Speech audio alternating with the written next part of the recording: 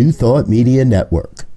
We are a global broadcast network of positive music, media, and entertainment, inspiring humanity's evolution along the journey of enlightenment and creating a world of love, peace, empowerment, and prosperity for all. New Thought Media Network. Positively inspiring.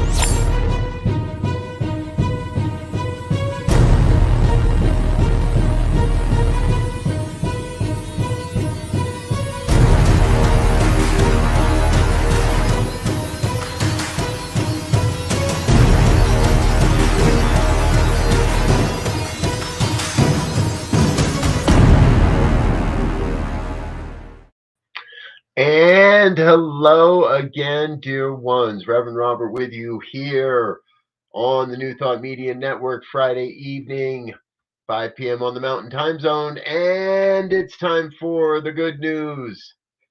I'm so grateful to be with you. This is my opportunity to get together with you and share some of those good news stories, inspiring stories that have uplifted my heart throughout the week, and I trust will inspire you as we move into the weekend as well. I want to get right into it today because this first story is a music story. Of course, you guys all know me.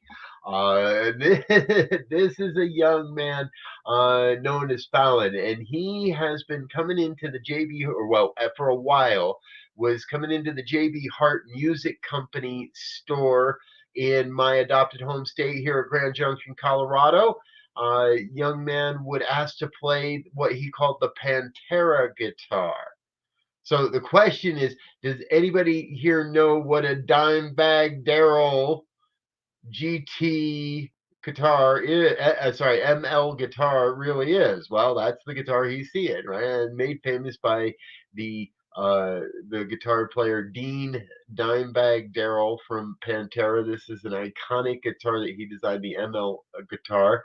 Now, Dean is no longer with us, but young Mr. Fallon grew an affinity for this guitar.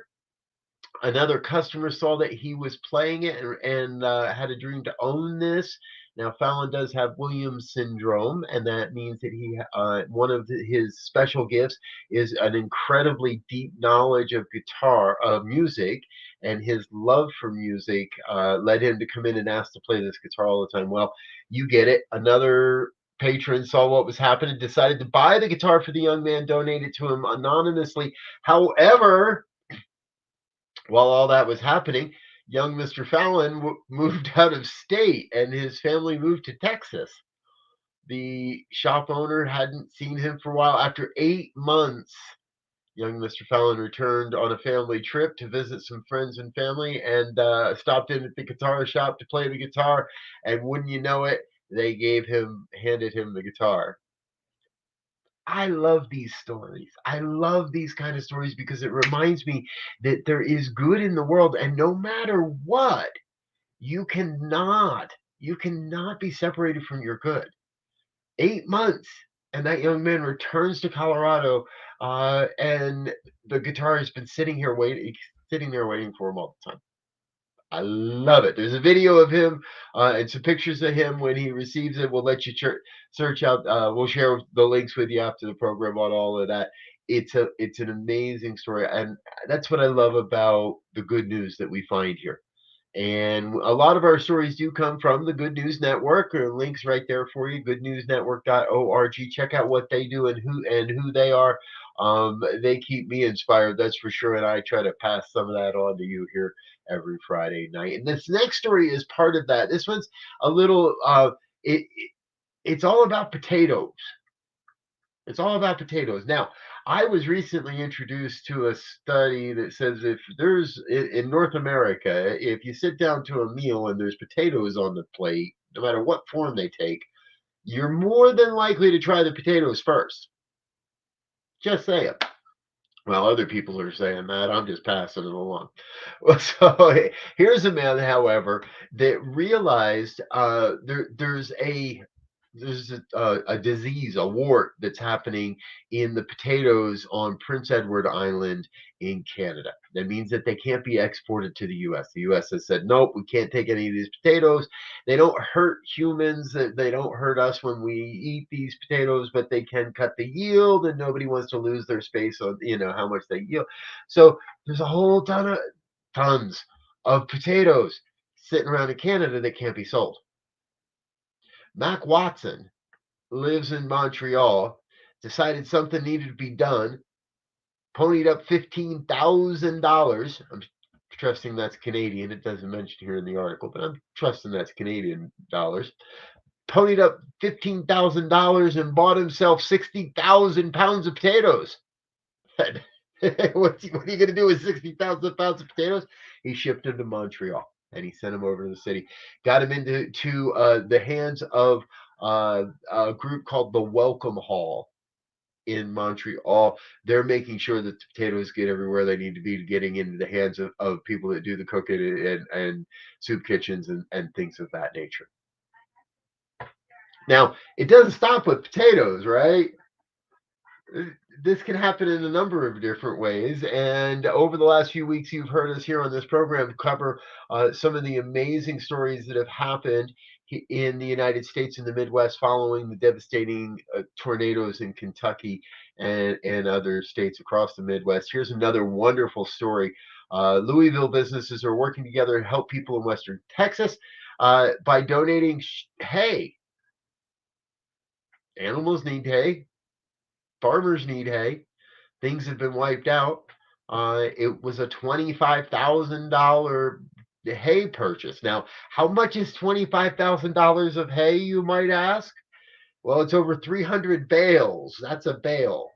It's not the bale I grew up with. When I was a kid, you could pick up a bale and throw it. I can't pick up those. You need a forklift.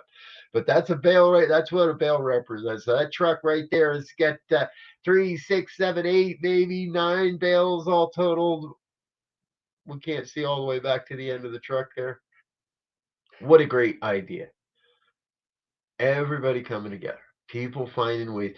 This is the need. And humanity, humans, we step up. We step up to the need. And we step up and we make sure that people get what they need. Hey, this is the Good News on New Thought Media Network. We're going to take a real quick break so I can grab a sip of water and introduce you to a couple of things that are going to happen here coming up on the New Thought Media Network. I know that we were talking about, there it is. This is really special, and I'm really excited about this, and I really hope you can be a part of this. Check this out. One power, one power, one power,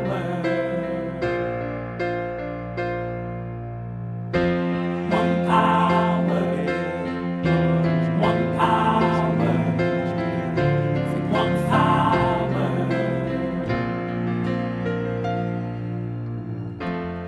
There's one power invisible, and you see it everywhere and every day. One power in... Now, in my world, an opportunity to catch Daniel Nahmod live is always good news.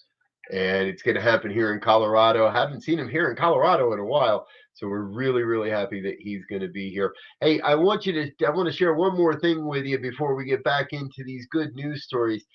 Tomorrow, and what we do every Saturday morning at 9 a.m., we get together and make sure that we're on target and aligned with spiritual principle. Here's how we do it.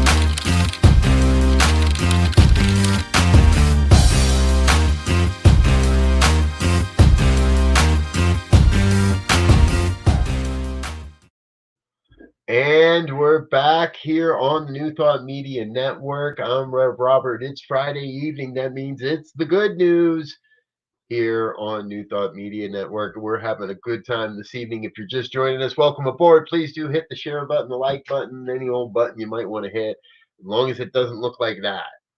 If it looks like that, don't hit that button. Don't look up. Don't hit that button there. And welcome back. I'm glad you're with us here tonight, folks. Feel free to comment along if you're watching live. If you're watching afterwards and on another time on a rebroadcast, feel free to comment along as well. We'll get back to you as we're able. All right, back into the good news. Here's one of those human stories. You hear of it. This one was actually caught on videotape. Well, we're not going to show you the video. It's about a minute and a half long. This happened in upstate New York. A police officer runs out onto a semi-frozen lake to rescue a dog, and they had been called. The dog, it was a young pup. The pup ran out after some geese that were out on the ice, and the owner couldn't. And the video is amazing. It's a one officer following another. The first officer drops his equipment. I didn't see him drop a gun, so I'm trusting he didn't shed his gun as he went into the water as well. Slips and falls on the ice trying to go across a little piece of ice to get to an island out onto the main body of the lake, and the dog is in the water and struggling. It complete lack of self-regard, and that in my mind that's good. That's the human spirit saying it doesn't matter if it's a human or an animal. Their life is prime, and we're here to support what's going on and how that happens. And this heroic officer, and I'm sorry I keep forgetting to catch his name here, Jonathan Smith, age 30. This happened in Bond Lake near Lewiston, New York. When I saw this, I was just jumping up and down. Officer Smith is just a hero and doing what we believe our police department should be doing. We'll leave it at that tonight.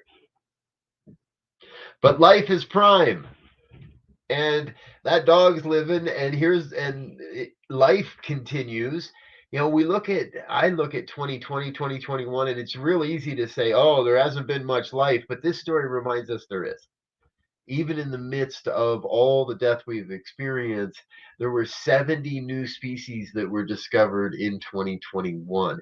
Now, that's a pretty interesting story in my mind, because that just means they were discovered. That doesn't mean they're new. It doesn't mean they just kind of happened in 2021. Some of these could have been going on for a while. And researchers at the California Academy of Sciences announced that they have identified 70 new plants and animal species. There are 14 beetles, 12 sea slugs, 9 ants, 7 fish, 6 scorpions, 5 sea stars, 5 flowering plants, 4 sharks, 3 spiders, 2 sea pens, 1 moss, 1 pygmy pipe horse, and a partridge in a pear tree. Well, there was 1 Caecilian, and I'm not sure how to pronounce that. But our dear producer Diego has been showing us some pictures of this. Thank you, Diego, for being here and for sharing the pictures. That's the blue spotted guitarfish he just had there. That was pretty wild. And that's the Easter egg weevil. There it is, the Easter egg weevil. I'm not sure about that one. That's in the Philippines. Here's the fun one. That's the fun one, right? The pink pygmy pipe horse. This is the tongue twister of the day, folks. Come on, say it with me 5 times. Pink pygmy pipe horse. Pink pygmy pipe horse. That's only 2. Pink pygmy pipe horse. Pink pygmy pipe horse. Pink pygmy pipe horse. I think we did it. Thank you for being part of the fun. Thank you for being part of the good news. Again, folks, from my perspective, life is prime. And I love to be able to laugh and love and realize that we're in the midst of a great transition and transformation. And yes, there are many, many lives that are being lost, and we mourn and honor every one of the human lives that have been lost, whether to the virus, the COVID virus, or to other causes or natural causes, or unnatural causes, accidents, whatever it may be. Our heart goes out to those and to the life that has gone on. And I have to also equally celebrate these new ways that we get to be on the planet, the new forms of life that are out there, and the new way we get to be together on the planet. This next story we covered last week, and I got to go back to it again because if you didn't catch this story last week, I want you to be aware. KFC and has gone beyond the fried chicken. Now I haven't had a chance to have the Beyond Fried Chicken from KFC, but I have had a chance to have the Beyond Meat Chicken, and I really, really like it. And I'm going to encourage everybody to start to consider. Now, this is not a meal choice. This is not this is not the best thing for you. None of the processed plant-based foods are the best thing for us, but they're a gateway, they're a bridge, they're a way to get into what comes next. And last week we told you about the founder of Impossible Foods as well. I did have a chance to track down the Impossible Nuggets this week. Now I do intend to have the KFC Nuggets between now and next Friday. And by next week's show, I'll let you know how good they are or not. But I did have a chance to track down the Impossible Chicken Nuggets. And if you remember in last week's show, the owner of Impossible did say that they believed their chicken nuggets tasted better than chicken. The jury is still out. There's still a half a bag in the freezer, though. I'll let you know. So the joy and the good that I find in all of this is that we're in a place where there are now alternatives. And if you've got to do a meal on the go and you've got to do a quick meal, at least you don't have to break down and force something down. You can stay true to what you're doing if you're on a plant-based diet, and there are now alternatives. And I think this is really, really good and good information for what we're doing in the world. All right, folks, before I've got a whole nother series of great stories for you this evening. But before we do that, I want to make sure that we take just a brief moment, or maybe two, to say thank you to the people that make all this happen, our sponsors. Please join me in saying thank you to our financial support.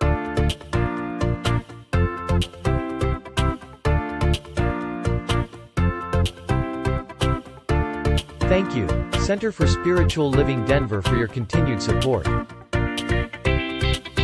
Thank you, Center for Spiritual Living Midtown Atlanta, for your monthly contribution. Thank you, Center for Spiritual Living North Jersey, for your monthly contribution. And please help us welcome Om Center for Spiritual Living in La Mesa, California. Thank you for your monthly donation. Thank you, Center for Spiritual Living Seattle, for your most generous donation.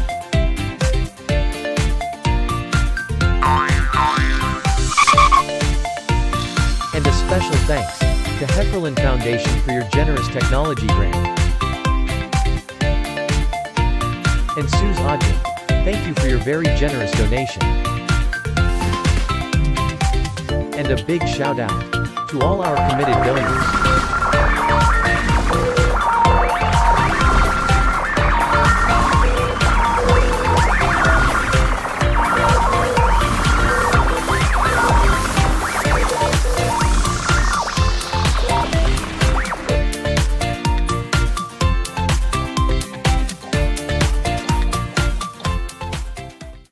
Yes, thank you, dear ones. that make this all happen, all those people and those organizations. And I'll tell you, the list is growing. That video is already out of date. We're going to be adding some new names and such before for February. This used to be a quarterly video. Now it's a monthly video. So if you'd like to get your name or your organization added to that video in time for the February version, please reach out to us, ntmedia.org /donate, or click on the donate button. When you get there, click the monthly donation of any size and go ahead and make that process. It'll automatically charge your card every month, and you can see exactly how much the fees are. All of that is very transparent. It's a great company and an organization called Give Butter that we partner with to make sure that all of that is safe, secure, and you can rest assured that your financial information is exactly that, safe and secure in that system. All right, again, I'm Rev Robert. This is the Good News here on Friday. And again, as we say thank you to everybody, we want you to know that we're very interested in what you would like to have us cover on this program. Send us an email, goodnews@ntmedia.org. Let us know about the stories that you'd like us to cover, or perhaps you would like to come on the air and join us and share the story yourself. We would love to bring you into the studio, get together on a Friday afternoon, and help you feel comfortable. Get in the studio and share the good news stories that you're finding in the world. So whether you'd like us to feature a story, or you'd like to feature a story and be on the air with us, please, again, reach out, goodnews@ntmedia.org. All right, back to our stories. I'd like to introduce you to Brian, Arias. I hope, and I do hope I'm saying that right, Brian. Brian's family for quite a long time has owned a motel, the Lincoln Tunnel Motel, on the Jersey side of the Lincoln Tunnel. And his family has owned that motel for many, many years. Brian wanted to be an actor and worked and did get a little bit of acting experience. But then in 2012, his father approached him and said, "Hey, I want to leave this to you. I want to leave this business to you." He's been working there ever since. Now, as the pandemic set in, Brian realized that he had to do something a little different, and he started a TikTok channel, and called the TikTok channel is called Motel Hell. Now, if you run a motel on the Jersey side of the Lincoln Tunnel, that might be a very appropriate name for a TikTok channel. And it would seem there are more than 880,000 people that would agree and are following Brian's TikTok. Now, he does a very humorous, and I got a chance to look at one of them. He does a very humorous and satirical program on TikTok. Hell, I encourage you to watch that. But that's not the good news in all of this. All of this led to Ryan, when the pandemic really got moving. Brian realized there were people that might need help, and so he started to offer a free room for you program. If you found him on TikTok, now I don't know if he's still doing this or not at this point, but if you had found him on TikTok and you needed a place to stay, he has been doing a free room for you program. He estimates that he's given away between 50 or 60 free rooms so far. He's helping people to get some shelter until they can get their butt going and get back out there. He said that it's a community he's built around his motel, and he jokes that we'll leave the light at the end of the tunnel on for you, if you remember that. So I want to give a big, huge shout out to Brian. I think he is one of our heroes of the week in the way that he's just showing up and giving of what he has freely to make sure that people are taken care of. Kudos, Brian. Good for you. Now, this next story, wow, talk about a hard day at work. A rookie lifeguard made her first rescue in rather rough seas. There's actual video of all of this. Tourists caught the video of it. If you haven't figured that out or seen that yet, that's a kangaroo. The video starts with the kangaroo I think being spooked by the tourists and bolting across some rocks and diving into the surf. Young Lillian B, and sorry, her name is Lillian B. Young, 17-year-old, saw what was going on, jumped on her paddleboard and her rescue board, and paddled out into the surf. There's a great little interview with her, as well as the live video, the video of the rescue, and then a great interview with her with the news cameras later. We'll make sure that you can catch that video. It's again, all these stories are over on the Good News Network. Lillian, this is a fun story. We don't ever see it. It's I think the kangaroo more than anything decides to turn around and kind of head for shore. Lillian didn't actually get the kangaroo on her board or have to resuscitate the kangaroo or anything. Again, I encourage you to head on over, check out the video. Hey, we've got a few more stories here before we wrap up. So let's head over to China real quick, because you all know that I love stories about emerging stories on energy and renewable energy. Recently in China, they set a record for the experimental advanced superconductor tokamak East, it's called in short. And they managed to heat plasma to 120 million degrees Fahrenheit, which is also 70 million Celsius. They did that and held the plasma at that temperature for about 17 and a half minutes. That beat the previous record by 10 times. Oh, and they set the previous record. So they broke their own record by 10 times the amount of time they were able to sustain the plasma. This is huge stuff, folks. This is really, really big. This is nuclear fusion, and on perhaps the leading edge of a sustainable scale. I've started to hear stories in the U.S. news recently that if we're going to move away from fossil fuels, we might have to reconsider nuclear. They're not talking nuclear fusion in those stories. They're talking nuclear fission in those stories.